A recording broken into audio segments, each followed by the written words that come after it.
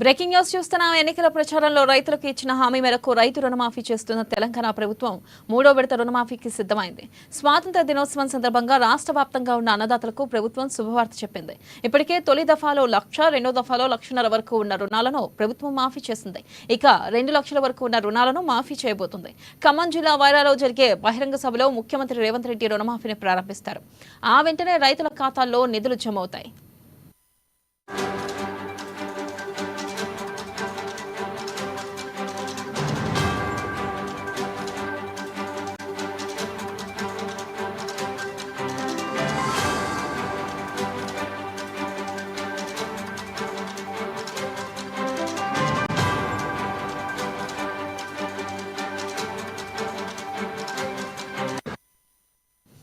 ఇక హైదరాబాద్ గోల్కొండ కోటలో జరిగే స్వతంత్ర వేడుకల్లో పాల్గొన్న అనంతరం సీఎం రేవంత్ రెడ్డి హెలికాప్టర్లో వైరా చేరుకుంటారు. ఇక అక్కడ ఇటీవల ట్రయల్ రన్ నిర్వహించిన సీతారామ ప్రాజెక్టును ప్రారంభిస్తారు.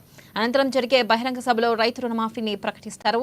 ఈ విడతలో 1.5 లక్షల నుంచి 2 లక్షల వరకు ఉన్న రైతుల రుణమాఫీలను మాఫీ చేయనున్నారు. ఇక జూలై 18న మొదటి విడతలో భాగంగా 1,00,000 లోపు ఉన్న రుణాలను ప్రభుత్వం మాఫీ చేసింది.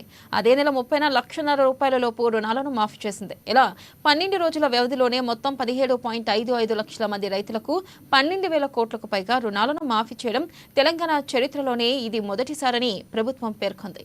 ఇప్పుడు తుది విడతలో 14.45 లక్షల మంది రైతులకు లబ్ధి చేకూరుతుందని ప్రభుత్వం తెలిపింది.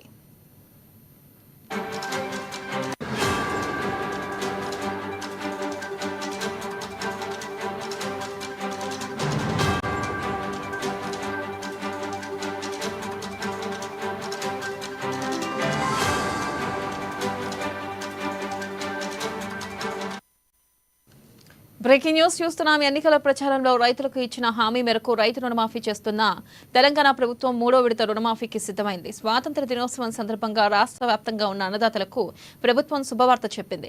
ఇప్పటికే తొలి దఫాలో 1,00,000, రెండో దఫాలో 1,50,000 వరకు ఉన్న రైతులను రుణమాఫీలను చేరింది. ఇక 2 లక్షల వరకు ఉన్న రుణాలను మాఫీ చేయబోతుంది. ఖమ్మం జిల్లా వైరాలో జరిగే బహిరంగ సభలో ముఖ్యమంత్రి రేవంత్ రెడ్డి రుణమాఫీని ప్రారంభిస్తారు.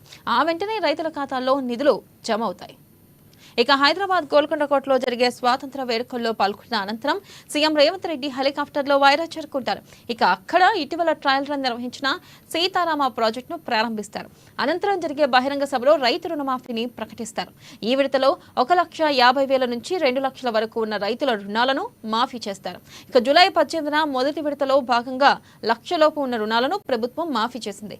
ఇక అదే నెల 30న 1,50,000 రూపాయల లోపు రుణాలను మాఫీ చేసింది. ఇక ఇలా 12 రోజుల వ్యవధిలోనే మొత్తం 17.55 లక్షల మంది రైతులకు 12,000 కోట్లకు పైగా రుణాలను మాఫీ చేయడం తెలంగాణ చరిత్రలోనే ఇది మొదటిసారి అని ప్రభుత్వం పేర్కొంది.